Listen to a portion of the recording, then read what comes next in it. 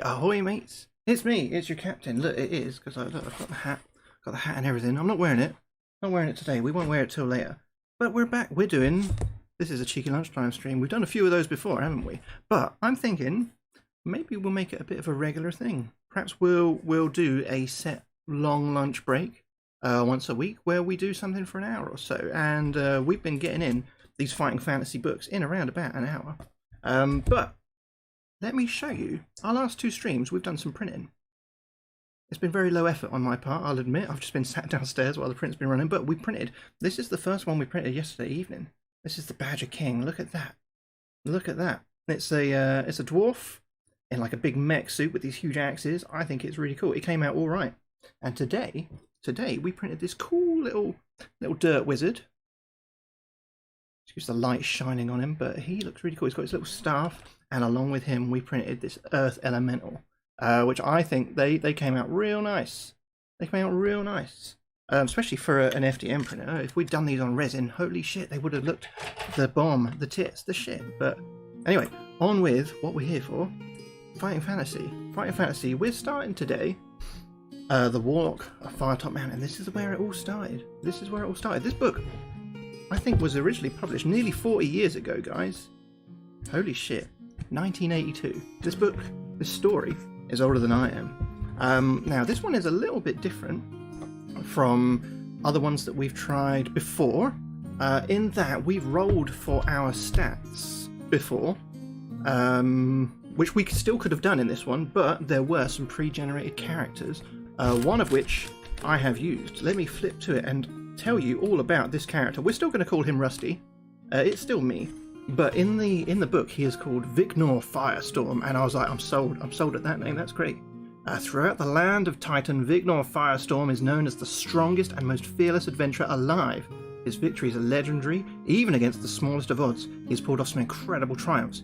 Enemies everywhere have fallen under his supreme strength. While his swordsmanship may not be the most refined, the force he put into each blow is usually enough to make up for the fact. Son of the revered Magnus Firestorm, Vicnor has enhanced his father's name everywhere he has gone. Hard work, bravery, and dedication have made him what he is today, a true warrior. So that's the stats we've gone with. So he's got 9 skill. We've had higher than that before. We have rolled pretty good. But look at his stamina. 22 stamina. We've never had stamina that high before.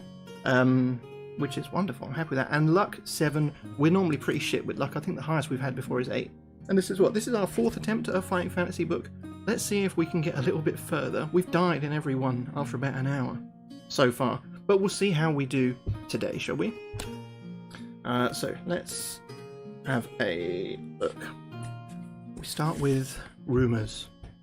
Only a foolhardy adventurer would embark upon such a perilous quest without first finding out as much as possible about the mountain and its treasures. Before your arrival at the foot of Firetop Mountain, you spent several days with the humble townsfolk of a local village some 2 days' journey from the base. Being a likeable sort of person, you found it easy to get on with the local peasants. Although they told many stories about the mysterious Warlock's sanctuary, you could not feel sure that any, or indeed all, of these were based on fact. The villagers had seen many adventurers pass through on their way to the mountain, but very few ever returned. The journey ahead was extremely dangerous, you knew that for certain. Of those who returned to the village, none contemplated going back to Firetop Mountain. There seemed to be some truth in the rumour that the Warlock's treasure was stored in a magnificent chest with 2 locks, and the keys to these locks were guarded by vicious creatures within the dungeons. The Warlock himself was a sorcerer of great power. Some described him as old, others as young. Some said his power came from an enchanted deck of cards, others from the silky black gloves that he wore. The entrance to the mountain was guarded by a pack of warty-faced goblins, stupid creatures fond of their food and drink. Towards the inner chambers, the creatures became more fearsome. To reach the inner chambers, you would have to cross a river. The ferry service was regular, but the ferryman enjoyed a good barter, so you should save a gold piece for the trip. The locals also encouraged you to keep a good map of your wanderings, but without a map you would end up hopelessly lost within the mountain. When it finally came to your day of leaving, the whole village turned out to wish you a safe journey. Tears came to the eyes of many of the women, young and old alike. You couldn't help wondering whether they were tears of sorrow shed by eyes which would never see you alive again. Now turn over. So, I'm pretty sure we've covered our starting gear. The sheet for Vignar did not mention he had any gold. So I'm hoping it's not the case that we don't have any gold, and that we'll pick some up shortly after we begin. We'll see, shall we? Let's just check though. So you start your adventure with a sword, leather armor and shield, a backpack containing provisions, and a lantern to light your way. You'll find lots more items as the adventure unfolds. We've got his magic potion, have we? Oh, I haven't noted that down. He's got a potion of strength. He's got a potion of strength, which restores stamina points to 2 measures. So basically two lots of potion of strength, which increase my stamina or put it back to maximum. So it doesn't say we start with any gold, but let us add our potion of strength to our sheet. I won't add our normal adventuring gear. Oh, look at that. Look at that. We go over. We've gone over. I'll have to make it a little bit smaller. There we go. 2 potions of strength. So let's begin then. We've got no gold. I hope we find some, or maybe we won't need some. We'll find everything we need, I'm sure. So we begin. And already we've got a picture. We've got a picture to show you, friends, of... Here we are. At last, your 2-day hike is over. You unsheath your sword, lay it on the ground and sigh with relief as you lower yourself down onto the mossy rocks to sit for a moment's rest. You stretch, rub your eyes, and finally look up at Firetop Mountain. The very mountain itself looks menacing. The steep face in front of you looks to have been savaged by the claws of some gargantuan beast. Sharp, rocky crags jut out at unnatural angles. At the top of the mountain you can see the eerie red colouring, probably some strange vegetation, which has given the mountain its name. Perhaps no one will ever know exactly what grows up there, as climbing the peak must surely be impossible. Your quest lies ahead of you. Across the clearing is a dark cave entrance. You pick up your sword, get to your feet, and consider what dangers may lie ahead of you. But, with determination, you thrust the sword home into its scabbard and approach the cave. You peer into the gloom to see dark, slimy walls with pools of water on the stone floor in front of you. The air is cold and dank. You light your lantern and step warily into the blackness. Cobwebs brush your face and you hear the scurrying of tiny feet. Rats, most likely. You set off into the cave. After a few yards, you arrive at a junction. Will you turn west or east? Well, ordinarily, friends, we've been going west. We've been going west in every adventure we've gone. And sure, they've always led to death. Eventually. So I'm thinking, maybe we should go east for a change. Maybe we'll go east. Let's try that. We're going to turn to 278. So there's the cave entrance there. We can see. What were we going to? 278 to go east. Passageway soon comes to an end at a locked wooden door. You listen at the door, but hear nothing. Will you try to charge the door down? If so, turn to 156. If you would rather turn around and go back to the junction, turn to 92. So going back to the junction is just going to take us back to going west, isn't it? I mean, we hear nothing in there. I don't think we're necessarily going to run into any danger there. No one knows we're here. Any of these creatures that live here don't know we're here. So it's hardly like they're planning an ambush on us, right? We should be good to go in, I think. Okay. We're going to charge the door down. We're going to turn to 156. You charge the door with your shoulder. Roll 2 dice. If the number rolled is less than or equal to your skill score, you succeed.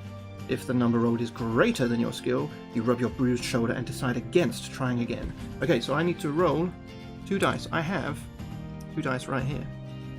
Oh, you can't see them. It looks like I'm holding nothing. But look, oh god, look, it leaves a hole in my head if I hold them here. Isn't that weird? The dice are yellow. I should pick a better colour. So roll 2 dice. I need to get equal to or less than 9, which is my current skill. And I've got 3. I've got a 1 and a 2. That equals 3. So we succeed. We turn to 343. We've managed to break down a door. So far, great success. I'm happy with this. I'm pleased with this. And you should be too, friends. So, 343. The door bursts open, and you fall headlong into a room. But your heart jumps as you realise you're not landing on the floor, but plunging down a pit of some kind. Luckily, the pit is not particularly deep, and you land in a heap less than 2 meters down. Lose 1 stamina point for your bruises, climb out of the pit, into the room, and leave through the door, heading westwards. Turn to 92. So, Whatever we did, we were always going to go west. We were all... I can't believe it. How unfair. So we've lost a stamina point. We're a bit bruised because we've fallen down into a pit. Luckily, it wasn't filled with acid or spikes or some bullshit like that. But we're all right, aren't we? So we're turning to 92. I guess we are going west after all. West always gets you. 92. You arrive back at the junction in the passage. You look left to see the cave entrance in the dim distance, but walk straight on. Turn to 71, which is going to take us west. There is a right-hand turn to the north in the passage. Cautiously, you approach a sentry post on the corner, and as you look in, you see a strange goblin-like creature in leather armor asleep at his post. Try to tiptoe past him. Let's get a picture of him. We have a picture of this guy. Here he is. Here he is, that sleepy bugger. So, we try to tiptoe past him. Test our luck. If we're lucky, he does not wake up and remains snoring loudly. If we're unlucky, we step with a crunch on some loose ground and his eyes flick open. So let's do a luck roll. 2 dice. We must get equal to or less than 7.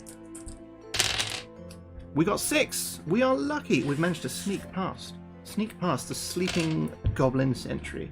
Wonderful. So we turn to 301.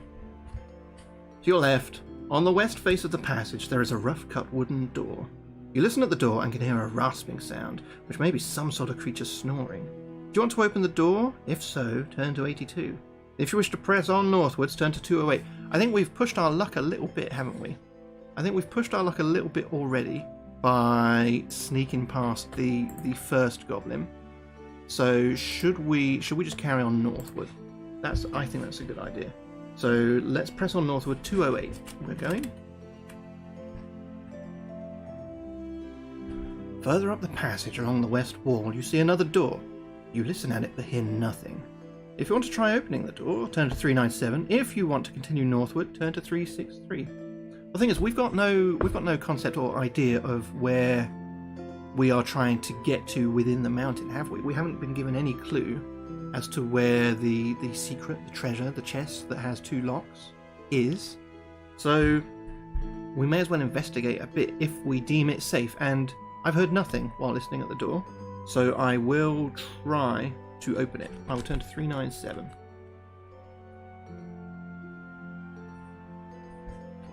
Door opens to reveal a room with a stone floor and dirty walls. There is a stale smell in the air.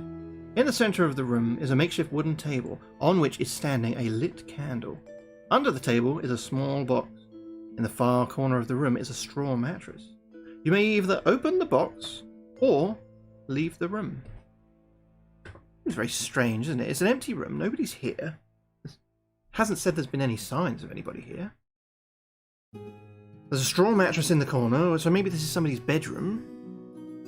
So somebody must have been here somewhat recently to have lit a candle, unless it's a magical candle. And there's a box under the table. Let's open the box. Let's open the box. We're going to turn to 240 and open up the box. The box is light, but something rattles within. You open the lid, and a small snake darts out to bite at your wrist. You must fight the snake. If you kill the snake, turn to 145. I think this should be easy. The snake has 5 skill and 2 stamina. We easily have it outmatched. So let's get the snake's stats in here. 5 skill, 2, not 3. So we only really need 1 hit on this snake to take it out. So here we go. It's time for the fight of the century. Rusty versus a little snake in a box. And Rusty wins. I knew we would. I had so much faith in myself that we would defeat that snake. So we win. We turn to 145. Congratulations, us. What a fearsome, mighty warrior indeed we are. The box has fallen to the ground during your fight with the snake, and out of it has fallen a bronze-coloured key with the number 99 carved into it. You may take this key with you and leave the room. Add 1 luck point and turn to 363. Well, we can't add a luck point If we had lost a luck point, we could add it back, but we cannot go above our maximum. So we've got a bronze key with 99. Let's add that to our sheet, shall we? That's going to be very useful. Bronze key brackets 99. There. Make that a little bit smaller so it fits in the box. Okay. So we add 1 luck point. Well, we don't do that. And we turn to 363. Onwards and offwards we go. 363. Further up the passage on the west wall, you see another similar door. You listen at the door and grimace to hear the worst singing you've ever heard in your life. Do you want to go into the room to investigate this hideous din, or walk on up the passageway? I mean, I am a bit curious as to who might be in there. Shall we have a look? Let's see who's singing. Oh, we've got another picture. Man, we're getting through so much artwork today, friends. Getting through so much artwork. Let me find the right one for you, friends. Find the right one for you. Here they are. Here they are. Whoop. So, the door opens to reveal a small room. The room is dirty and unkempt. A straw mattress lies in one corner. In the centre of the room is a wooden table upon which a candle burns. Yeah, we've been in a room like this before. We had a snake in a box. Lighting the room with its flickering flame. A small box rests under the table. Well, fuck me. It's the exact same room, isn't it? Seated around the table are 2 small creatures with warty skin, dressed in leather armour. They're drinking some sort of grog, and by the way they stagger to their feet on your arrival, you assume they are very drunk. You may either draw your sword and leap forward at them, or slam the door quickly and run on up the passage. Well, there's only 2 of them. They're drunk. This should be an easy fight, do you think? I think it'll be alright. Shall we? Let's draw our sword. Let's get straight into it. 116 is where we're headed. The 2 drunken orcs you now face are obviously startled at your entrance, and as quickly as they're able, they fumble around for the weapons. You must attack each one in turn. Their drunkenness allows you to add 1 point to your dice roll when rolling to work out your attack strength during each attack round. So our skill basically counts as 10 for this fight then. Okay. So we've got 2 orcs to fight. 2 orcs to fight. At stamina... At skill 5, stamina 4, and skill 5, stamina 5. Okay. So we go F. Oh, we've got to update our thing because we lost one from falling down the thing. We're updating that because we get a bonus one because they're drunk. And the first orc has 4 stamina. Right. Hopefully we take this guy out relatively quickly. Boom. 1 down. And again. Boom. Another 1 down. So we've savagely killed 1 orc. Do you know what his crime was? Singing. His crime was singing. And we weren't happy about it one bit. So we had to murder him. But his friend, on the other hand, perhaps he'll give us a bit more of a fight. Let's give it a go. No, another win for us. Are we going to take a hit at all, do you think? Perhaps not. Still no hits. 1 more. Do we finish him? We finished him. All right. Fuck those orcs. Those orcs are dead. And I can't... It seems a bit harsh. They look like... I mean, look at them. They look like quite nice guys. They were just sitting around their candle, having a nice drink, protecting the box under the table. God knows what's in there. And we've just run in and killed them. So if you win the battle, turn to 378. Oh, look. If you wish to escape during the battle, you may do so. I didn't even read that. We wouldn't have tried to escape anyway, would we? We would have gone all in. It's life or death. There's no runsies or waysies. So it's 378 because we won. We won so far, 100% win rate. Except when we busted down that first door and fell down a hole. You wipe your bloodied sword on the mattress. The green blood leaves a slimy stain on the straw.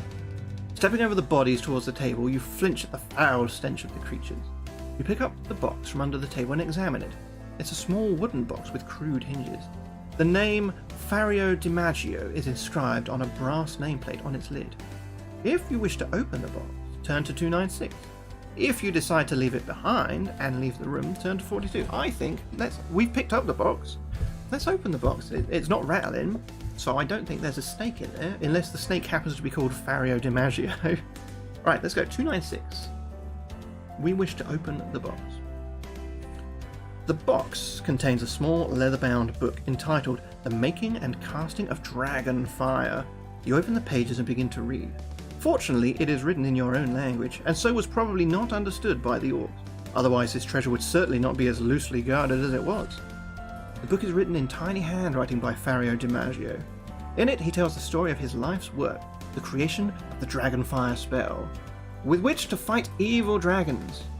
You read how, in his last years, Fario finally perfected his spell, but by then was too old to make use of it, so he completed his book, locked it in a chest, and hid it in the depths of Firetop Mountain, afraid that it might fall into the wrong hands. The last page reads, "And so, you who now hold this book, you have my life's work in your hands. The power of destruction is yours if you wish it, but do not waste it. Unless you use the spell for the purpose for which it was intended, you shall be consumed by evil itself, and die by the fire from your own hands. Remember, only when the dragon breathes its fire at you should you raise your arms and say, Ekil Erif, Ekan Erif, Erif Erif DiMaggio." Well, there we go. We've got an incantation, it seems. You say these words slowly and softly. Suddenly, the pages seem to glow, and as this glow disappears, so do the words on the pages of the book. You repeat the spell to yourself and memorize it, and leave the room. Okay, so we've memorized this spell. I think we should probably write down the page that this spell is on, just in case we need to actually remember the words. So we've got a spell. I'm going to write that on our sheet. Let's get rid of these orcs. Goodbye, orcs. Let's just write it down here. Spell 296. Oh, do you know, we'll put a P in there for page 296. So we've got a spell. The Dragonfire spell, which sounds useful.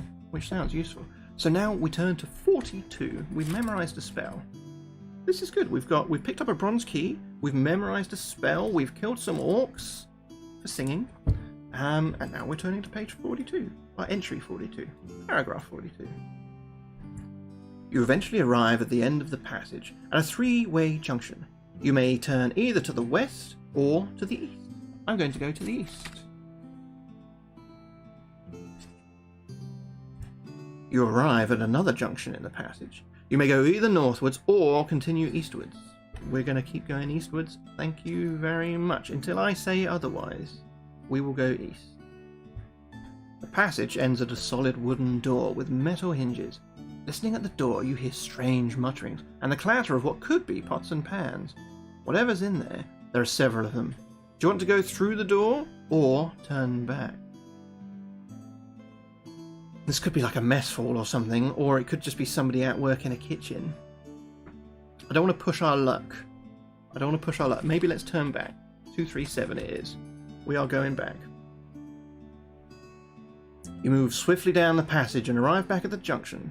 Turn northwards this time. Turn to 285. Let's turn to 285, shall we? You see a well-used door on the right-hand east side of the passageway.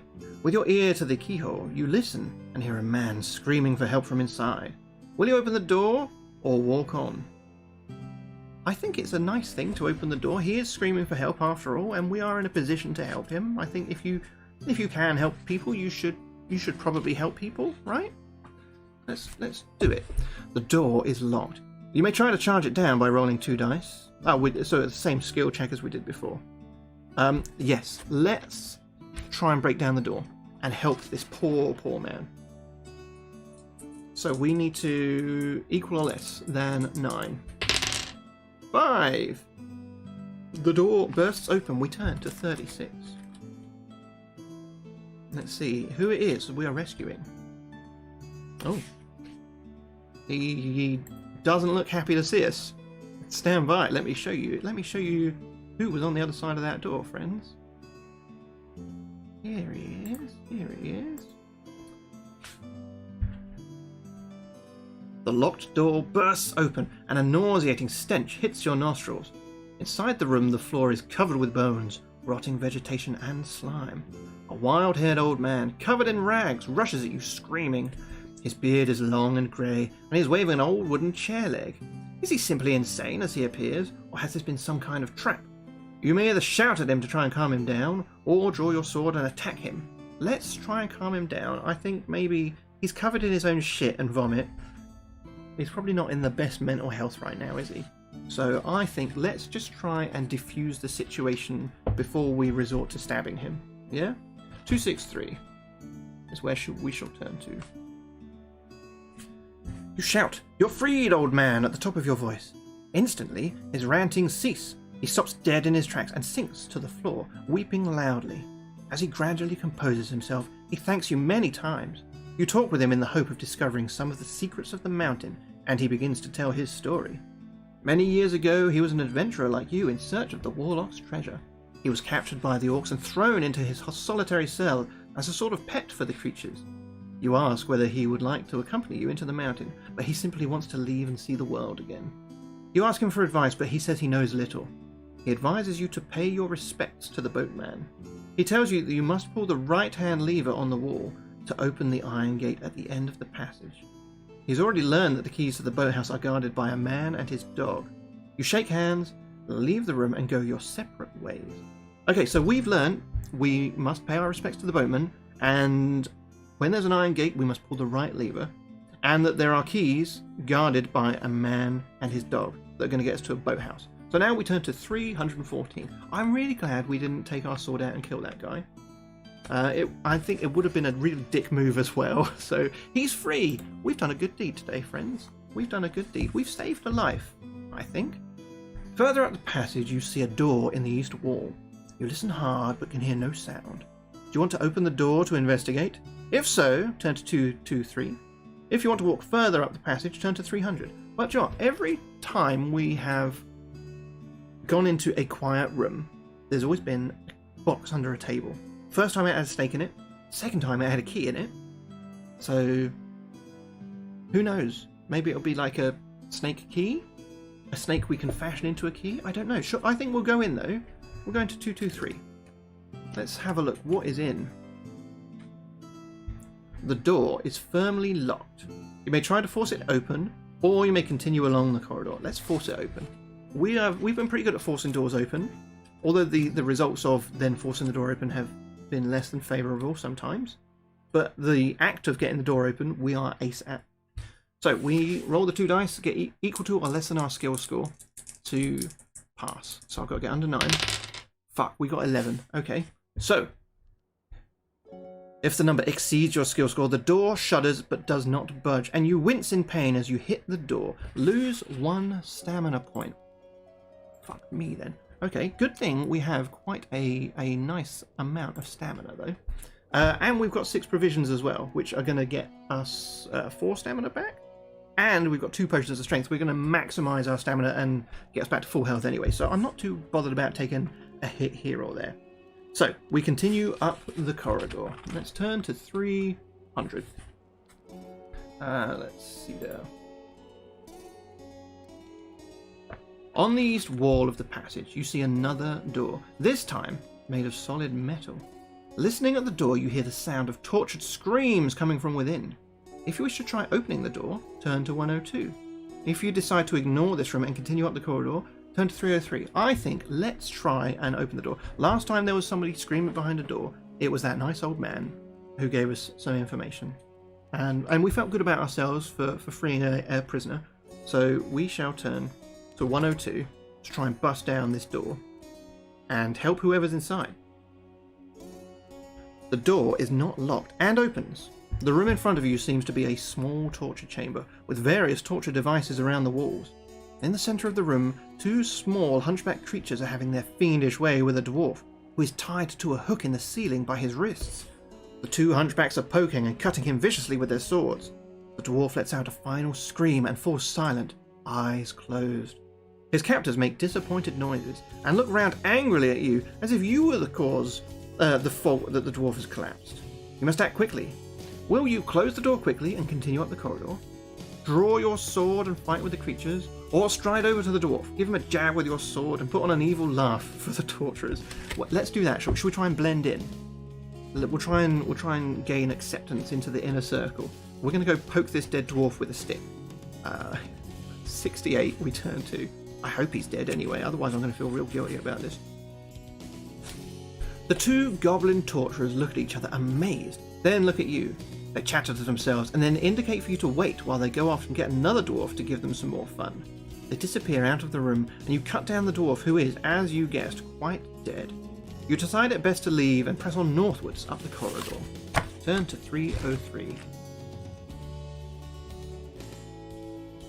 Ooh, yet more pictures. There's a lot of pictures in this one, friends. A lot of pictures in this one. Granted, this next one you're about to see is not the most exciting, but I think you'll find it is one that has been foretold to us already. You arrive at the end of the passage, where it meets another going east to west, but an iron portcullis blocks your way, and no amount of charging is going to budge it.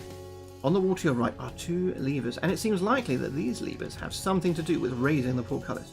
Now we know which one to rise up, because the old man prisoner told us. Do you wish to pull the right lever or the left lever? We are going to pull the right one, and I hope that he wasn't trolling us. 128 we turn to. You hear a deep rumbling noise, and the ground begins to shudder. Slowly and noisily the portcullis rises into the ceiling. You may now walk to the junction. Will you turn west or east? We will go east. 58.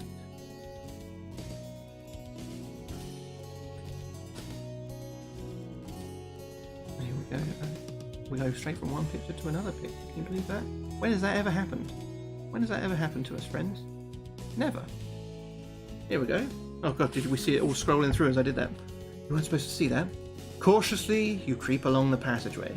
After a short time, it turns sharply to the north. At the corner, there is a bench of solid wood, and above the bench reads the sign, "Rest ye here, weary traveller. Here you may stop and eat provisions if you wish." Shall we do that? Let's stop and eat some provisions. We can only do it at certain places then. So that's going to put our stamina back up to maximum. Oh, fuck me. I wish it was that high. 22. And it's going to take our provisions down to 5. And then we turn to 15. What happens at 15? As you sit on the bench and eat your food, you begin to feel deeply relaxed, and the aches from your body seem to be soothing themselves away. This resting place is enchanted. You may restore 2 additional stamina points as well as the normal amount, but only if this does not exceed your initial stamina score. And restore 1 skill point if any have been lost. When you're ready to continue, move along the passage. Well, do you know what? I'm taking that as I can have that provision back, because I only recovered 2 anyway. When you're ready to continue, move along the passage and turn to 367. So let us do that. 367 is where we're going. 367. You arrive at another junction in the passageway. If you'd like to turn westwards, turn to 235. If you wish to go east, 323. I want to keep going east. That's what we're sticking with today. What did I say? 323. 323. After a few meters, you reach another 3-way junction. You may either go northwards or eastwards. We're going to keep going east. I keep telling you, but east. The passageway ends in a sturdy wooden door. If you want to try opening it, turn to 193. If you want to go back to the junction and try another route, turn to 93. Well, let's open it. Let's see what's behind it. 193. Oh, fuck me. Another. I'm going to hide it this time before I scroll. Where are you at, picture? Here it is. I don't know what the fuck this is, but I'm sure we're about to read all about it. The door opens and you enter a small room. Your eyes widen as you look around to see that the walls of the room are covered in ornate stonework. Mosaics and marble inlays give this room a kind of beauty that you've never seen before. In a corner of the room is a large metal statue of a one-eyed creature. In its single eye is a sparkling jewel. As there appear to be no other ways through the room, you will have to go back to the junction. But that large jewel is very tempting. Will you leave it alone and go back to the junction, or will you try and take the jewel with you? Let's try and take the fucking jewel with us, shall we? Oh my goodness. Turn to 338. I'm sure this is going to end up turning into a creature of some sort. You approach the statue cautiously. A scampering behind you makes you flash round, but it is only a rat. You feel at the jewel, but it is solidly in place. You try to work your sword in behind it, and as you work, you hear an ominous creaking noise. To your horror, the statue is beginning to move. You jump down and draw your sword, The Iron Cyclops cranes its head round towards you and steps down from its pedestal. You must fight! Oh my goodness. Right, we can escape from this one if we need to. Let's bear that in mind. The Iron Cyclops has skill 10, stamina 10. We are currently at max stamina and skill 9. Okay, Iron Cyclops, let's do this. I ain't scared of you, man. So we are up to 22, down to 9 because it was only because they were drunk, and this Iron Cyclops is 10 and 10. So we can outlast him on stamina. He just edges us on the skill. So fingers crossed we don't have to try and run away, because I think if we run away they get a free hit on us anyway, so we'll have to bear that in mind, because every successful hit takes 2 stamina off us. So let's fight. I hope we don't lose too much. So far so good. 1 for 1. I'm happy with this. Let's keep it going. Oh my goodness, he hasn't hit us at all. I'm pretty pleased with this. Right, if we can do one more and not take a hit from the Iron Cyclops, I'll be a happy. Oh god, and 2 in a row. Right, come on. Fuck me. Oh god, he was just getting warmed up, I think. Right, come on, one more hit we need. Oh fuck me. Right, we need one more hit on this dude. A draw. Come on, one more hit. Yes! Ooh, fuck me. Okay, so that takes us down to 14 staminas. But the Iron Cyclops is dead. I hope, anyway. If you win, which we did, turn to 75. 75. You sit back and rest from the exhausting battle. You may eat provisions here. Ooh, let's eat provisions here then. Let's eat some provisions here, because fuck me, he took off nearly half of our health, right? So, how many provisions should we take? Let's... Oh, actually, wait, we can take 2 provisions, and that'll take us right up to maximum, won't it? Boom! There we go. Right, we're eating provisions. We're eating provisions. Fuck you, Iron Cyclops. You prize the jewel from the still statue. It's heavy in your hand and it's worth 50 gold pieces. You put it in your pack. As you explore the room and the statue, you notice that one of its breastplates is loose. When you open this, a small key is inside. You examine this and notice the number 111 on it. With a smile, you put the jewel and the key in your backpack and set off back to the junction. Turn to 93, after adding 3 luck points. You have a valuable artifact here. Well, we can't add anything to our max though. Okay, so we've got a jewel and we've got a key with 111. Let us add those to our sheet. Small key 111. And I'm going to say Cyclops. I know I've got a section for jewels, but this one seems like it might be like a one that we need to remember specifically, so I don't want to just like add a 1 to my jewels section. Okay, right, goodbye Cyclops. You're dead. Right, turn to 93. Man, we did alright then. We are so far so good. We haven't died yet. I'm pleased about that. You arrive back at the junction, and this time you turn northwards. Turn to 8. Okay, no choices for us today, we just turn to 8. The passage ahead ends at a sturdy door. You listen but hear nothing. You try the handle, it turns and you enter the room. As you look around, you hear a loud cry from behind you and swing around to see a wild man leaping towards you, wielding a large battle axe. He's a mad barbarian and you must fight him. Alright, we can do that. So we're at max, we're at 9 and we're at 22, he's at 7 and at 6. This should be an easy fight for old Rusty. We're going to fuck up this barbarian. So I'm up to 22. What did I say he was at? 9 and 6? 7 and 6. You wish you were at 9, barbarian. 7 and 6. Right, let's fight the barbarian.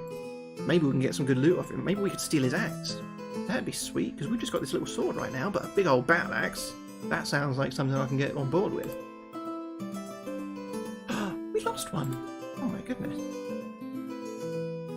He's a bit of a formidable opponent, isn't he? I mean, he's 2 skill less than us. We should be smashing this by the odds, right? Still, one more hit and he's gone. Fuck you. Right, one more hit and he's gone. Hooray! Barbarian dead. Our stamina now at 18. But we are victorious, friends. Huzzah! So, we've beaten the barbarian. There's a door in the north wall opposite through which you may escape during the battle. We weren't going to do that. We were always going to take on our fight, handle our problems ourselves, and not run away. Turn to 273. Now we've defeated the barbarian. A search of the room reveals nothing of any value. What about the battle axe? Although an old box in the corner contains a wooden mallet and 5 short stumps of wood, sharpened at one end. You may take these if you wish, and can now leave through the door at the north wall. So mallet and 5 stakes. I'm reading that as stakes if they're sharpened. Right, let's add it in. Are we going to find vampires? Mallet and stakes. You're too big for the box. There we go, mallet and stakes. Okay, so now we turn to 189. We're getting quite the collection of junk. I'm wondering how much use we're going to get out of any of it. How much, or maybe none at all, because we may die at any moment by taking a wrong turn or making a wrong decision. But here we are now, friends. The door opens into a short corridor which ends several meters ahead at another door, similar to the one you've just come through. You listen and hear nothing. We rarely hear anything when we listen at doors, do we? I don't know if maybe we've just got bad hearing. And it's not that there's nothing on the other side, it's just we're not paying attention. You try the handle and it turns, allowing you into another room of a similar size. But this room is splendidly decorated, with a polished marble floor and rough walls painted white. On each of the 4 walls hangs a painting, and there's another door in the north wall. You can either go straight through the room, or you may stop to look at the paintings. I mean, why not? Shall we have a look at the artwork? It's here to be admired. So let's check it out, shall we? 25. 25. Hopefully they're not going to like curse us or something. The paintings are portraits of men. Your spine shivers as you read the nameplate under one of the west wall. It is that of Zagor, the Warlock, whose treasure you're seeking. You look at his portrait and realise you're pitting yourself against an awesome adversary. You have the feeling that you are being watched, and notice the piercing eyes following you as you move. You find yourself drawn towards his portrait, and your fear rises. Lose 1 skill point. Oh, lose a skill point? Well, that's bullshit, isn't it? Lose 1 skill point. Oh, man. Do you have the courage to try and combat the Warlock? You may either leave through the north door straight away, but treat this as an escape. Or you may look through your pack for a weapon to use against the Warlock's power. Ooh. Shall we look through our pack? I mean, we've got a lot of random shit. Maybe we can like stake the painting with our new mallet. Let's turn to 340. We probably won't have what we need. You try various items of equipment against the gaze of the painting, but none seems to work. You may try any of the following if you have them. Okay, so there are 4 options, one of which I can't do, which I'm a bit gutted about. We can slash the painting with our sword. We can hold a jewel up in front of it. We can plunge a wooden stake into it. I did say that, didn't I? Or the last one, which I wish we could do, we could throw cheese at it. We don't have cheese, which is... I'm going to try and plunge a wooden stake into the painting. Just see what happens. It's like destroying the Necronomicon, right? You stab the Kandarian dagger into it, and then all of the demons fucking die. They drop the axe right next to Bruce Campbell's head. He just about gets away. 241. We are trying to stab the painting with a stake. As you attack the portrait with the wooden stake, you feel a wrench of pain in your wrists. You're forced by some unseen power to drop the stake. You decide to turn and leave through the north door. Turn to 90. Oh fuck, but lose 1 more skill point in awe of the Warlock's power. Oh my god, he is draining our fucking strength before our eyes. This is not good, friends. This is not good at all. We're basically at like the lowest skill we could be right now. So we turn to 90 now. A little bit humiliated, but we'll press on. We'll press on. We can do this, friends. We can. You've just got to believe in yourself, believe in me, believe in the choices we're making that are going to fuck us up. You open the door into a narrow passage and follow it northwards, some meters up the passageway. It turns to the east, then turns to the north. However, at this second bend, there's a small alcove in the rock. It seems a convenient hiding place, and a large rock forms a comfortable seat. You may stop here and eat provisions if you wish. Yes, let's do that. Let's consume one more provisions to take us back up to maximum. And that takes our provisions down to 3. And then when we are done, when we're rested, when we put our feet up a little bit, we turn to 253. If only it could get our skill points back up. But no. 253 is where we're headed. The passageway ends in another wooden door. This time, a small one with a carved bone handle. You listen but hear nothing coming from inside.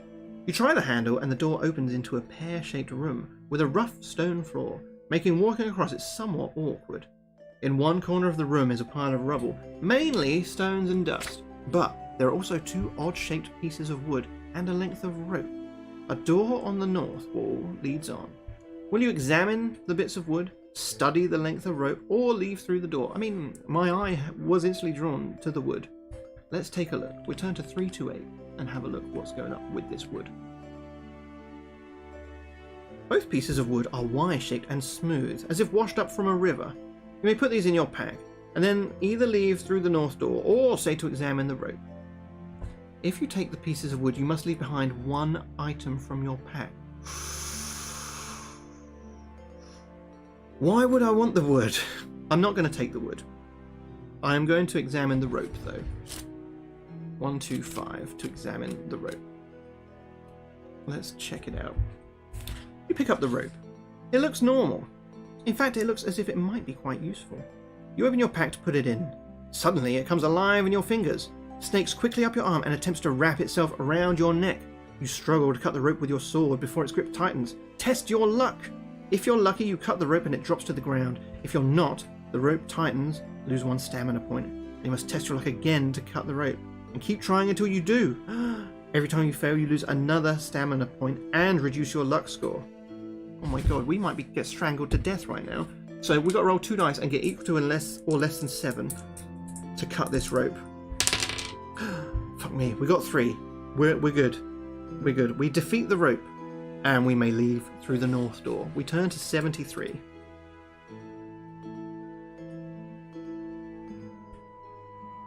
Oh man, that was... I was pretty sure then that was the point we were going to die in this book. Because I'm pretty sure we would just keep on failing that luck roll and then lose luck and lose stamina and keep on going round and round and round until we just die.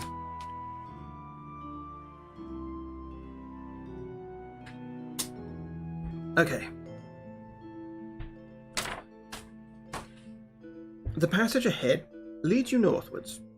The rocky floor becomes sandy until eventually you're walking on a sort of coarse sand.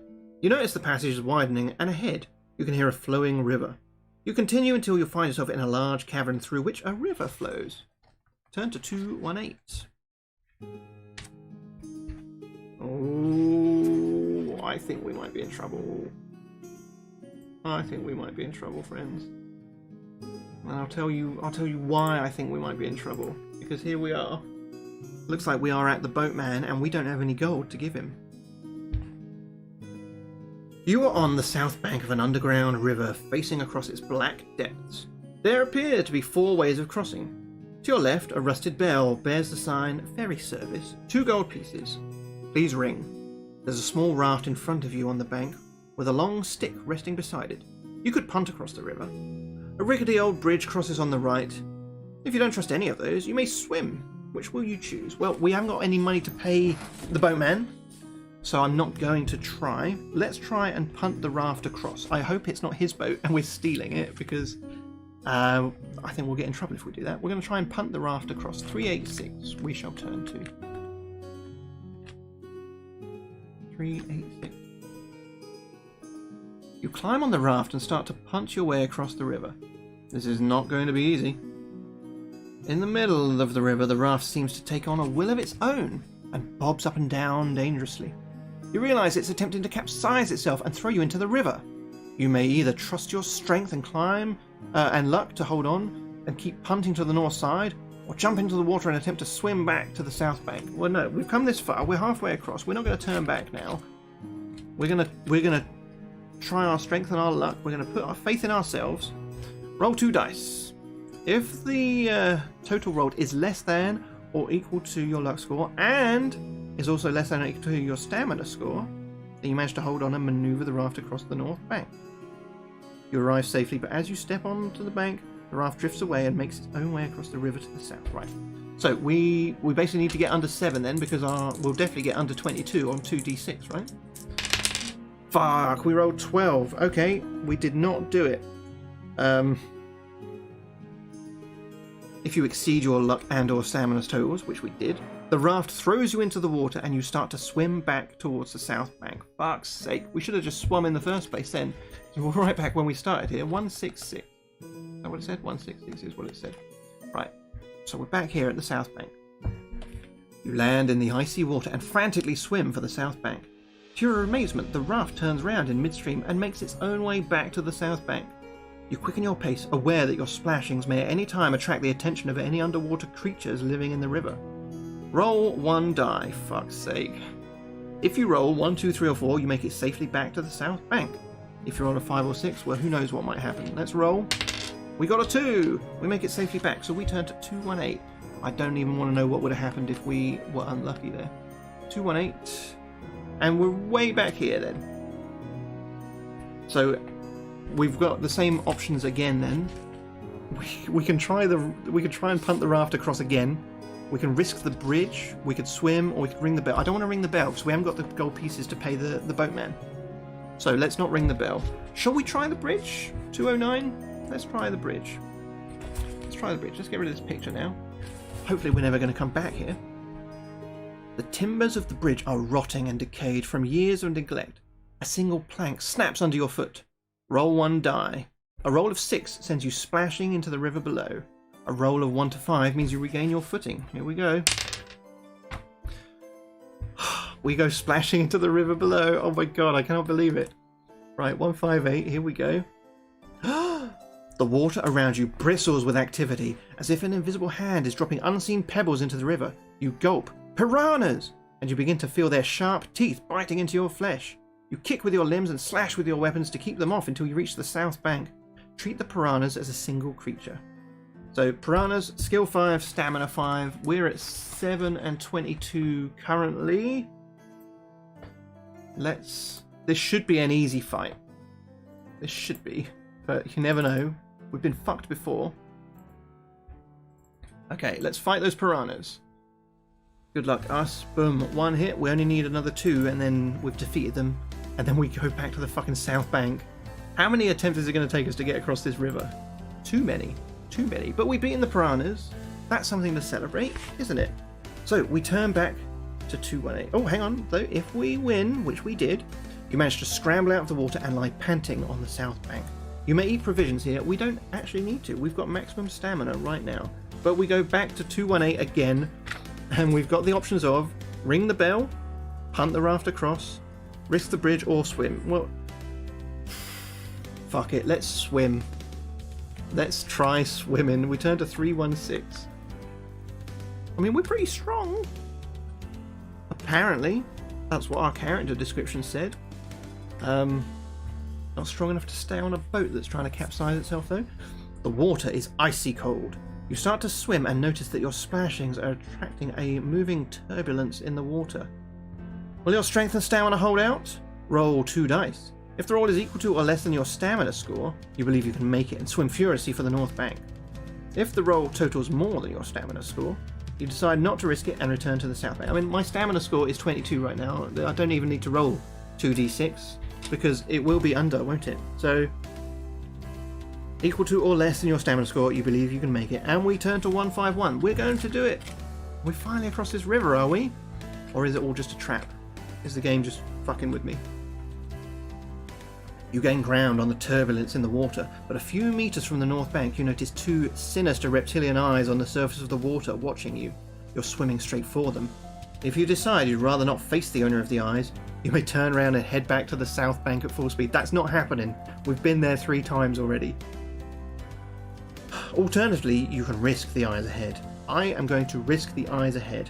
Or we could try a detour which sends us nearer to the turbulence. Let's risk the eyes. Fuck it, we're going to 86.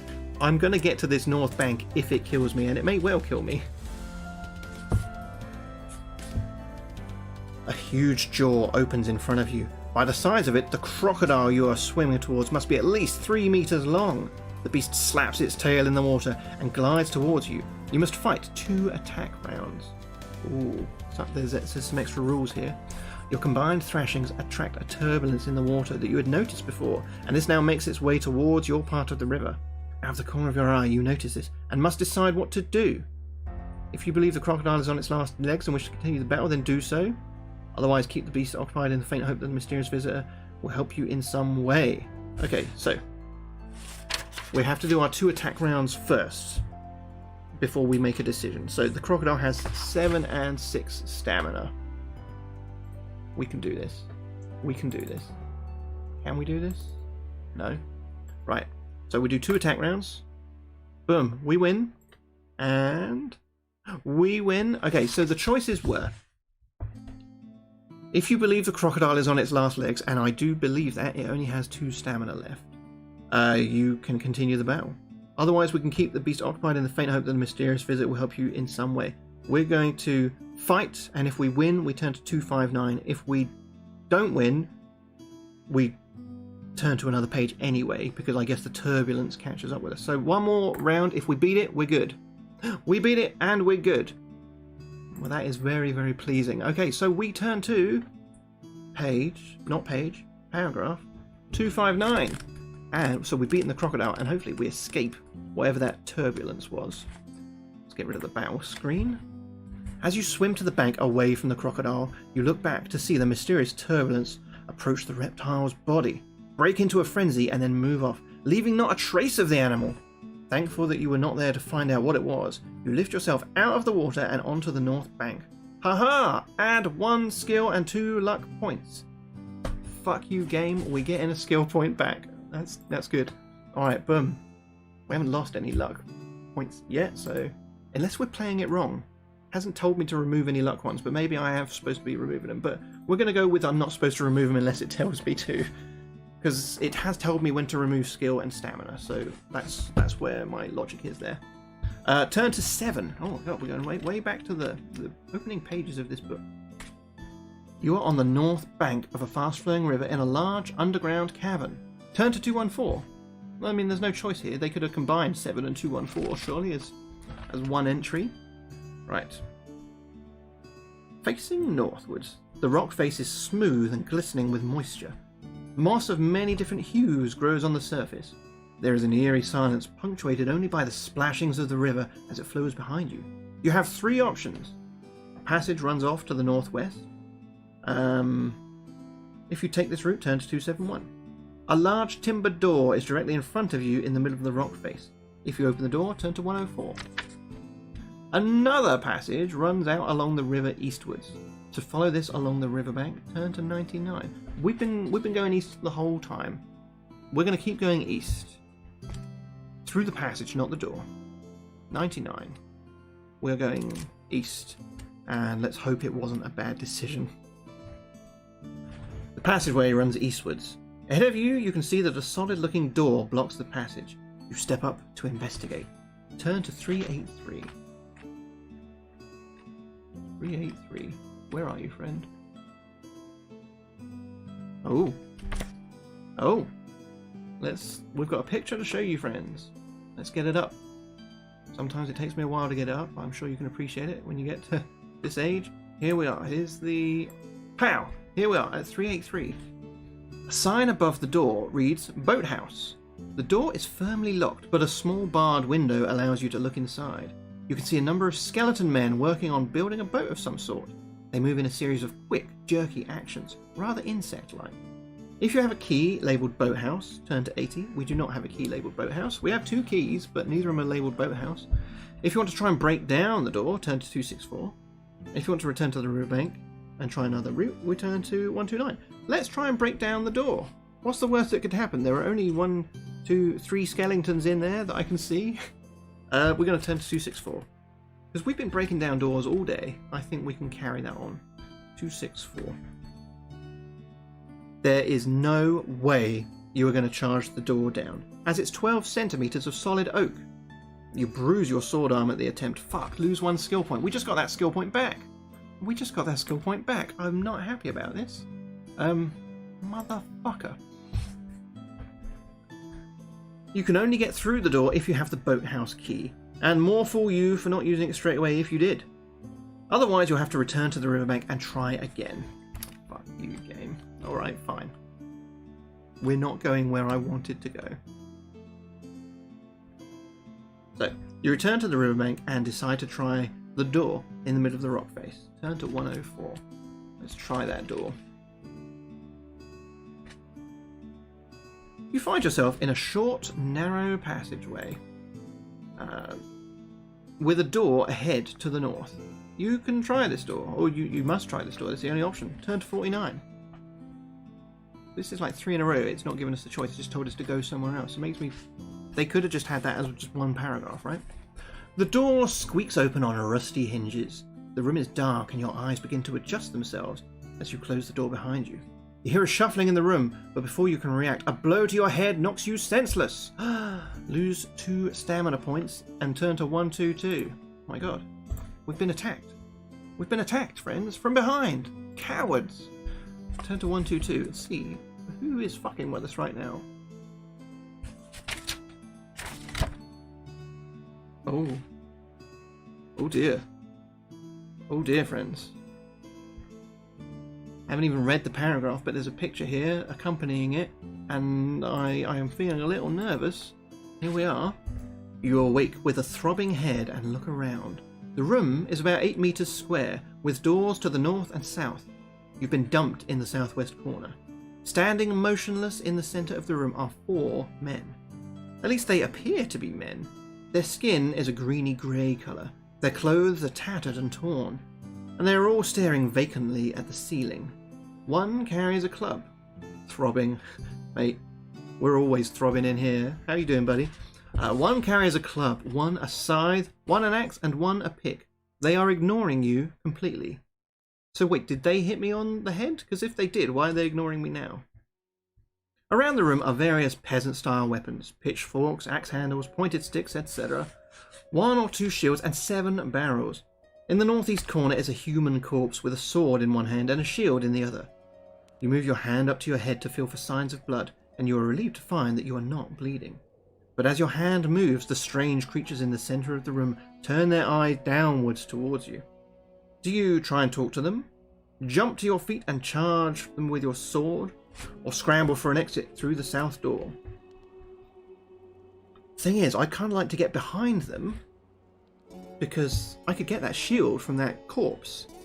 But there are 4 of them, so it could be tricky. I'm doing alright, Olive, thank you very much. I'm doing alright. This is our 4th attempt at one of these books. We haven't died yet. We normally last about an hour, so we're ahead of the curve right now. We're ahead of the curve. Let's try and talk to them. Let's try. They're obviously zombies, right? They're obviously zombies. 268 we're turning to talk to them. Their vocabulary is limited to a series of moans and groans. They do not appear to be intelligent at all. Furthermore, your conversation merely serves to attract their attention to you. They grip their weapons and it looks as though you will have to fight them. However, there is a slim chance that you could make it to the door you came in through. If you want to try for that door, turn to 13. If you resigned yourself to battle, turn to 282. I can give you a quick overview, absolutely. So we have heard of a great treasure belonging to a warlock who apparently resides at this place called Firetop Mountain. So we've gone ahead, a brave adventurer, to prove our worth and to get some treasure. And we've gone in there and we have found a few keys in some random rooms. We killed a couple of orcs because we didn't like the sound of their singing. We took 4 attempts to get across a river because we fell off our boat, we fell through a bridge, and we had to fight a crocodile. But now, finally, when it appears we're getting somewhere, it just turns out to be a room of zombies. So, it's weird. We looked at a magical painting, and looking at the painting drained our strength somewhat, so I have a feeling that the warlock knows we are here in his mountain. And is sex part of the treasure? It is now. It is now, friend. So, I think let's fight these things. We can do it. Turn to 282. 282. The 4 creatures shuffling towards you are mindless zombies. Their vacant eyes suggest their actions are controlled by a will which is not their own. You're still too dizzy to think properly, but you must act quickly. The first zombie reaches for you and prepares to swing his club. You must fight him. So we have to fight all these zombies in turn. We are currently at... what is our stuff at? 7 and 20 are our current stats. So let's get the battle up. Pow. We've got to fight a zombie. So 7 and we're down to 20 because we got hit on the head. The first zombie is 7 and 6. So we're pretty evenly matched in the skill, but we should be able to last because we've got enough stamina to go for a while. So let's give it a go. Hopefully we don't lose too much. Fuck, we lost already. Alright, keep going. And fight again. Oh, draw. Come on, 2 more hits on the zombie is all we need. And that'll be the first one down because he's got the most skill out of all of them. Hooray! 1 zombie down. The next zombie has skill 6 and stamina 6. So we've got to fight them all. If we don't beat them all, we're dead. Game over. So, 6 and 6 for zombie number 2. Hopefully the fights get a little bit easier because we get, fuck me, because we've got 1 extra skill over them now. And they're only going to take like 3 hits for us to kill. Oh, fuck me. Hopefully we can rest and take some provisions after this. Right, 2 zombies down. The next zombie also had 6 stamina. We'll fight him too. Lose? Lose? That's not cool. Winning is cool. Let's keep going. 2 more wins. Oh no. Right, boom. Down to the final zombie. The final zombie has 6 skill and 5 stamina. I think we can outlast him, and then maybe we should take our potion to get our stamina all the way back up to the top. Alright. Final zombie. 6 and 5. 3 hits is all we need on him. Fuck. Oh, fuck again. Come on, 3 hits for me. 1. Good. Oh fuck, this is getting dicey. This is getting dicey. Done. Completed it, mate. Completed it, mate. I have to say, this is your type of adventure stream. Has Deva's work's been done before? Quite likely, mate. I'm just... this is my 4th attempt at a fighting fantasy. And usually I last about an hour before I die. I haven't died yet, which is quite nice. How are you doing anyway, Zenith? I take it you are a Gamebook fan, are you, friend? We've defeated all 4 zombies. I'm happy about that. I think, though, before we do anything, let's take 1 of our potions of strength. And then that's going to put us up to, boom, maximum, because we had just dropped down to 4 stamina after that fight with the zombies. My god. So we've beaten all 4 zombies. We turned to 115. Do you know, I've heard nothing but good things about those Lone Wolf books, but I've yet to try one. I'm working my way through about 2 dozen of these. I wouldn't do it on stream, but I'm really interested in Fabled Lands as well, if you've ever tried those. You're playing Baldur's Gate 3 with Vicky and it's like the best thing ever. I have heard of that, Olive. I have heard of that. What, you're playing it right now, as we speak? Where are we going? 115. 115 is where are we going. The poor wretches lying dead at your feet almost look happy to be relieved of the burden of life. But as you look down at them, you sense that you're not the only one to know of their deaths. Looking around the room, you may investigate the weapons lying around, go to the dead body in the northeast corner, or check the barrels. Well, I wanted to check that body as soon as I got in here, didn't I? So we're going to do that. Seek out Project Aeon for nearly all of Deva's Lone Wolf. Oh, I will do that, friend. Thank you very much. I will check that out.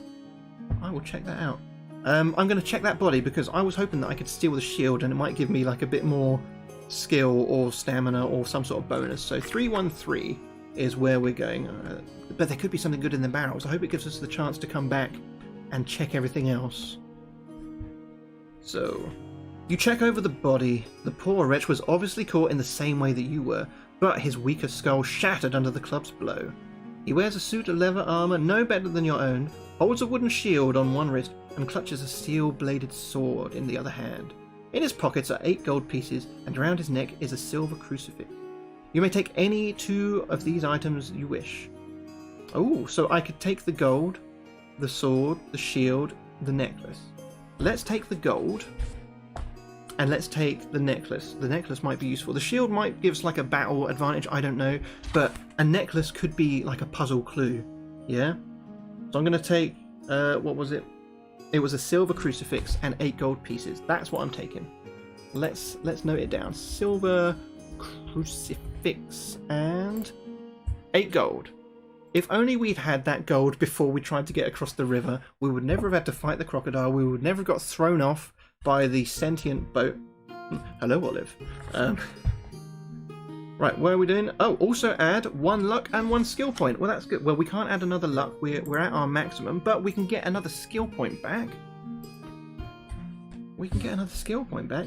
See, I added that one in, Olive, because I figure it's something for new people to use straight away when they follow. They can go, yeah, sweet, channel points, what can I do? You could say hello. Well, but I'm not saying you can't say hello, Olive. I would gladly say hello to you all day, every day, friend. Right, we turn to 221 now. Turn to 221. Where are we going now?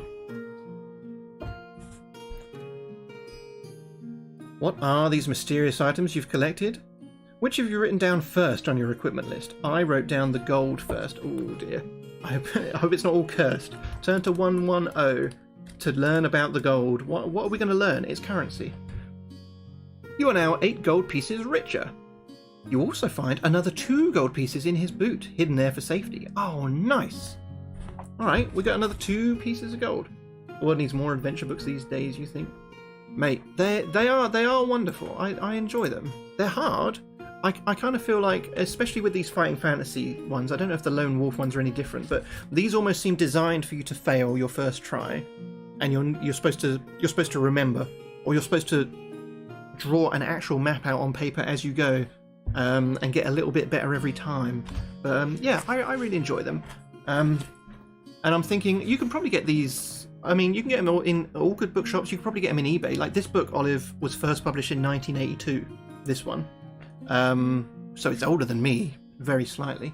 But yeah, I had some when I was a young lad.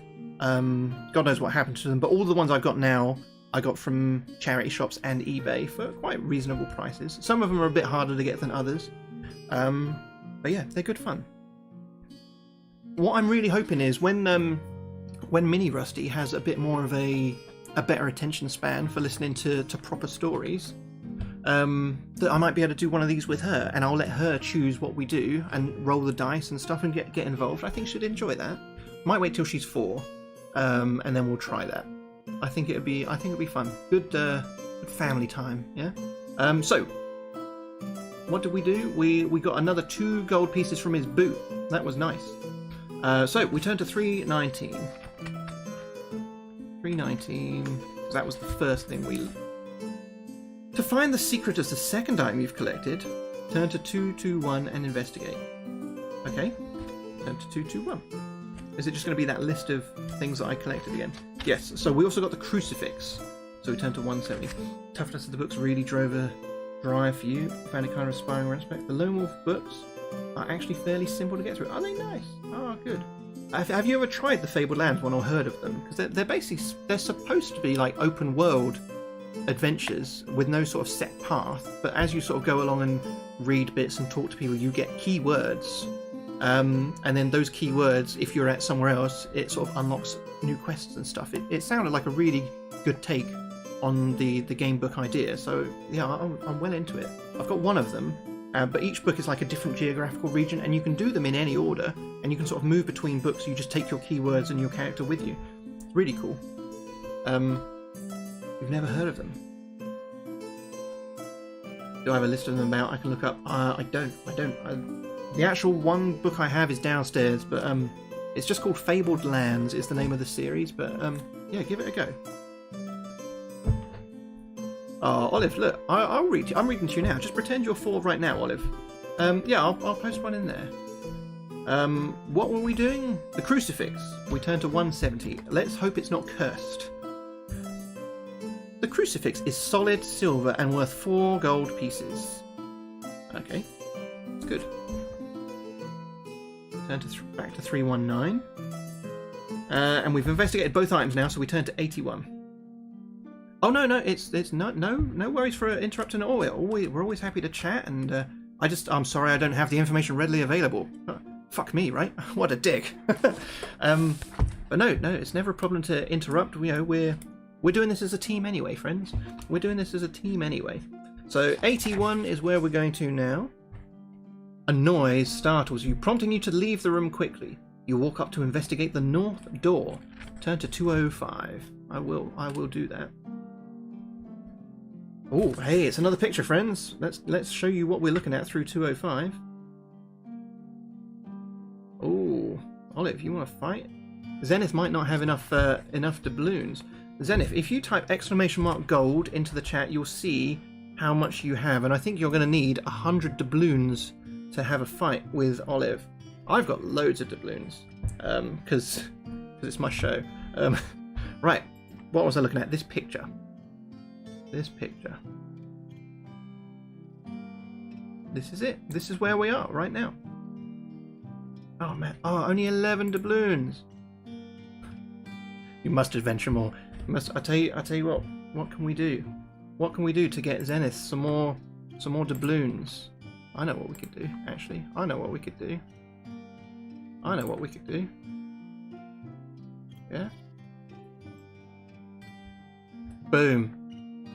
Zenith, you're a good egg. You've now got 500 doubloons. I think I can give some, Olive. I'll enable it so you can give it to other people, but don't worry. Zenith, because he's pointed me onto these Lone Wolf adventure books, that's worth 500. So you'll need to do Jewel and then and the name, I think. Yeah. Jewel at name, and then you're going to fight. What are we doing? We're in this room. We're in this room I found you a picture of. The door opens and you find yourself in a dark crypt of some kind. The room is very large. At one end is an altar, and various coffins are strewn about the room. There's a door behind you in the south wall, and also one in the west wall. If you want to investigate the room further, turn to 254. If the place gives you the creeps, you can leave via the west door. Oh, I've got his first day in here. He's already kicking your ass off. Oh, God. Bad luck. This room is giving me the creeps a bit, but I think we should investigate a bit more. Let's turn to 254 and see what we've got. The silence is deathly. A slow drip startles you as you creep around the coffins. The altar is ornately carved and studded with jewels. Beautifully woven drapes hang from the walls, although they are threadbare in places. There are 3 coffins in the room. A creaking noise makes you whirl around, and the light from your lantern falls on the largest coffin. It's opening! As you watch, a tall man with a white face sits upright. His eyes open and fall on you. His expression changes from one of tranquility to one of abject hate. His mouth opens, and a terrifying hiss comes from his throat. His teeth are wolf-like. He beckons you to come over. Oh, well, thank you very much for joining the crew, friend.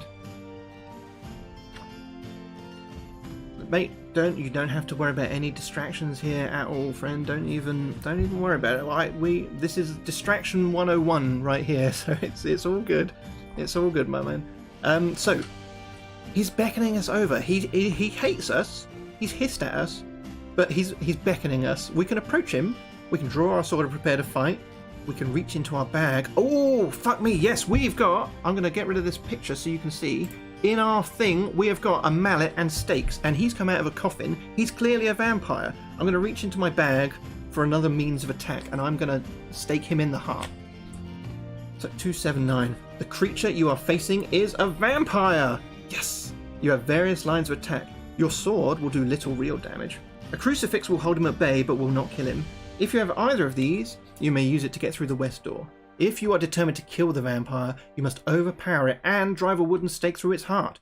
If you have a wooden stake, yes, and wish to try and kill the vampire, turn to 17. I'm doing it. I'm doing it. Well, thank you very much. Thanks for stopping by and thanks for chatting. And again, it's never a distraction, friend. You know, if I didn't want to talk to people, I wouldn't be live on Twitch. So, but hey, enjoy doing your stuff around the house. Enjoy doing stuff around the house. We're going to try and kill a vampire in your absence. So using the wooden stake and mallet, or makeshift mallet if you aren't carrying one, You form a cross and move towards the vampire, backing it into a corner. It hisses and snatches at you, but cannot come near you. However, it's going to be tricky getting the stake through its heart. As you advance, you stumble and fall forwards. As luck would have it, the stake flies forward and plunges you into the shrieking creature. Test your luck. If you're lucky, the stake pierces the vampire's heart.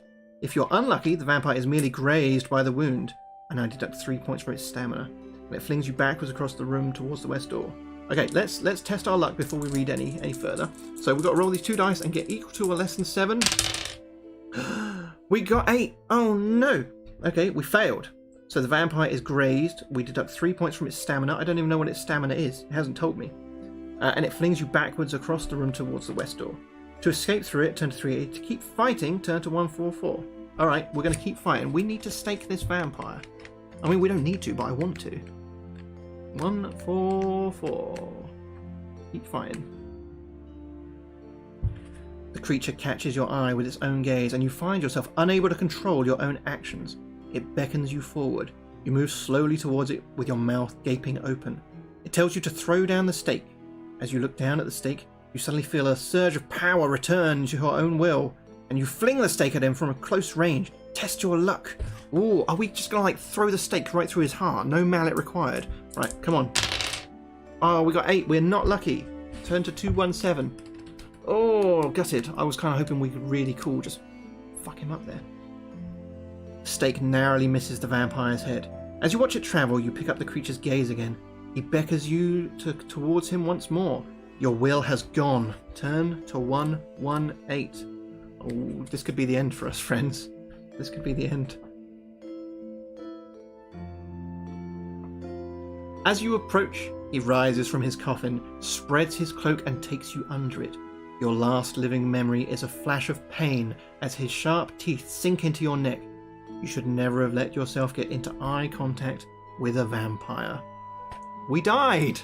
That was game over. I should have ran away. There's me trying to be brave, trying to be a fearsome, valiant warrior, vanquishing the world of evil and dark creatures, but no! We looked it in the eye and that was enough to eventually succumb to his mouth. We're dead. We're dead. Unsurprising, because we die in every one of these books, but it was fun while it lasted, wasn't it, friends? It was fun. We normally last about this long, but you know what? I think we did probably better in that one than we did in any other book so far. They tricked me, would give me the right tools. I know, I need to practice my dice rolling, apparently. So I guess we'll have to stop it there. This was just a cheeky stream and an extended lunch break today, but another one will be next, Olive. Yeah, and what I was thinking was, once a week, I'll take a longer lunch break at work and I'm going to do one of these books, or attempt one of these books. And then we'll do our normal evening streams. So I'll be back in about, what time is it now? In about 6 and a bit hours, and we're going to carry on with some Dead Space 2. So thanks very much for joining. I'm so glad that we've had a lovely time. We've made a new friend with Zenith, and you and Olive, you seem to have hit it off straight away, which is nice.